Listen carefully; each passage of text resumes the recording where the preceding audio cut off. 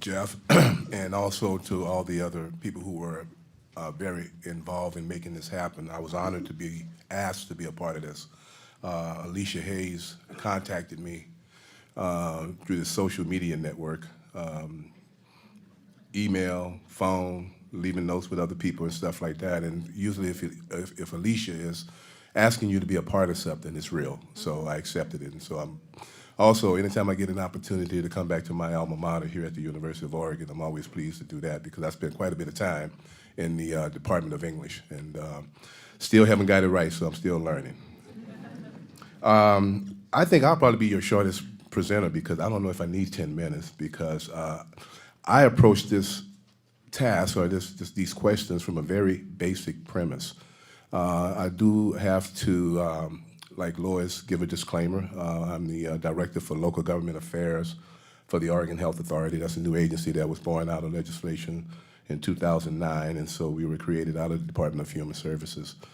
So I'm giving a disclaimer, but much of my work involves establishing relationships around the state with local elected officials and other city councilors, community members, mental health directors, and what have you. So I am the go-to person as we talk about counties and local government at the state level, and so I'm enjoying that. So what have we done to achieve 90 by 30? Well, we accomplished these results by working collectively together, all focused on the same goals, and we avoided the distractions that attempted to derail the conscious effort to bring about these outcomes. And I was really glad to hear Jeff say, listen today, because that's the key piece, is that we must listen to what other people are saying as they're going through these experiences.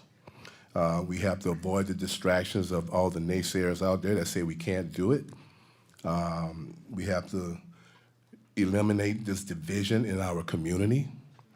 We also have to move beyond the paralysis of the analysis of the information and all the data that we have. We have data, and we seem like we get stuck with the data, and we can't make the necessary decisions because maybe they're not politically correct. Or we can't make the decision because we might offend some people. We have to look at what are the best practices based upon the best data. I used to be one that would listen to the practitioner about the situations, particularly in the juvenile justice system. I really listened to what the practitioner was saying to me about all these anecdotal situations. But when I looked at the data, it wasn't as bad as they said it was, or it was even worse. But we have to make a decision at some point in time in what you're going to do about it. Otherwise, the data becomes irrelevant because you've waited too long to do anything about it. We also began creating these outcomes by creating a safe environment, as Carmen mentioned, to have a difficult discussion about shifting the paradigm of this no-can-do attitude. We have to raise the level of higher expectations of ourselves and others. And those who have responsibilities, those who have the responsibility for other people, that includes you as a parent, that includes you as the child, that includes teachers, that includes the merchants in your community, that includes all of us. I had the benefit of having great teachers as a child, from first grade, kindergarten, all the way up through high school. I had great teachers because they cared about me and they made me feel like I was important. Now, was I saying anything that was great to them? No, but they made me feel important about what I wanted to do. They asked me about my goals. Where do you want to be in 5 years? How many of you ask this question when you go to a job interview? Where do you want to be in 5 years? Half the time, I didn't know where I wanted to be the next day. But it gave me the idea to think about the next steps of my life, and have a plan. We also began, as I mentioned earlier, by listening to what other people had to say, feel, and think. You have to remove yourself out of that conversation because it's really not about you at this point in time when someone comes to you who is going through a horrific life experience. That's the time to listen carefully, and you listen with compassion to understand where they are coming from. Because you know what? Those people need validation of what they're going through. They need to be validated because you heard statistics earlier about, did anyone offer to help? I was stunned when they said never. because I don't have that luxury of not wanting to help someone. I have an obligation as a member of my community.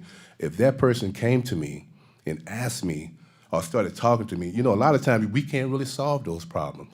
They just want someone to listen to them and make them feel real about what is happening in their life, and it's not their imagination, it's not their fault, but it's something that is going on, and they need someone to provide a level of clarity for them. And that would be your opportunity. And you can't shirk that responsibility. I don't believe you can, because guess what? You might be in that situation, and you would want someone to help you as much as that person is seeking help. So in my life experience, I have discovered that when others do come, I have to have a common understanding of what they're really saying to me. I may not have the solution, but I do know people who might. And that's the nature of developing a strong network system and a system of caring in your community, because you don't have the time to wait. I'll repeat that. We don't have time to wait. 2030 sounds like somewhere out there. It's not that far away. We're talking about 20 years from now. So we don't have that luxury of waiting. As Dr. King said, why we can't wait for freedom and justice to come. We can't wait. We don't have that luxury. If you do, tell me about it. One of the key things we did is that we taught the defenseless how to become more empowered. Self-empowerment is a very strong tool. It's not okay to be a victim. We have to set the expectations and the behavior in this community higher. Violence towards children, towards women and men, it is not okay. We have to shift that paradigm like it's not my problem. It is your problem. It is your problem. We have to treat it as though it's an epidemic, and we're treating it as in epidemic proportions. What if 1,000 people were getting murdered every day in your community? What would you do? Well, you call your city councilor. That's a good start. But you need to do something else as well. You need to take it to the next level. And you need to have a plan when you do it.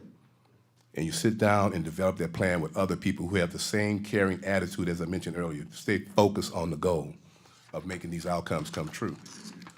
The second part is, what is the university's role in towards achieving 90 by 30? Well, first of all, the university needs to become more inclusive in this community and not a separate island all by itself. You just cannot show up on game day and parades. You can't do that. That's a part of it. But you must also share the data you have so that others will become more involved in what you're doing for the community. The one final piece I would say is that I participated in a think tank about 10 years ago in Santa Monica with the RAND Corporation. And we were there developing a public safety justice system.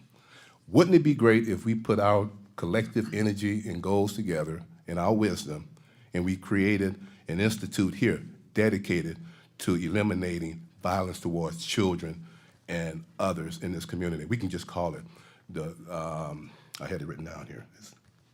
It's a think tank. It's a think tank to further the goals of 90 by 30, but our real mission is to get 100 by 30. And we do that by working together and removing whatever isms that exist to make it happen. Thank you.